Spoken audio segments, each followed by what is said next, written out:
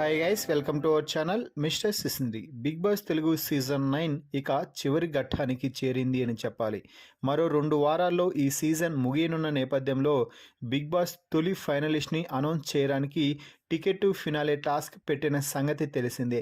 ఈ ticket to ఫినాలేలో గెలిచి తొలి ఫైనలిస్ట్ అవ్వడానికి హౌస్లో ఉన్న ప్రతి కంటెస్టెంట్ కూడా చాలా శ్రమించారనే చెప్పాలి.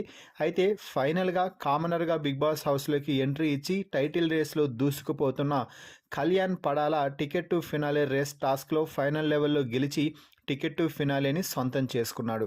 దీంతో బిగ్ బాస్ సీజన్ 9లో తొలి ఫైనలిస్ట్గా సగర్వంగా ఫినాలే వీక్లోకి అడుగు పెట్టడం అయితే జరిగింది.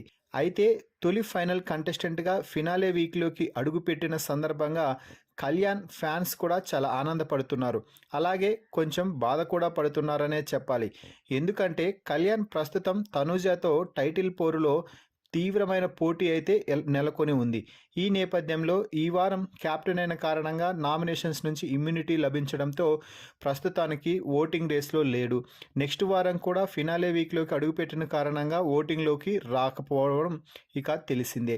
దీంతో వరుసగా 2 వారాల పాటు నామినేషన్స్లో లేకపోతే ఫినాలే వీక్లో అది ఓటింగ్పై కూడా దెబ్బపడే అవకాశం ఉంది.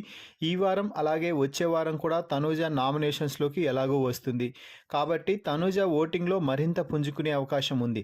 అలా ఫినాలే వీక్లో కళ్యాణ్ ఓటింగ్పై ఇది ఏమైనా ప్రభావం చూపిస్తుందా లేదా అన్నది ప్రస్తుతం అందరిలో కూడా ఆసక్తిని నెలకొంచి ఉందని చెప్పవచ్చు.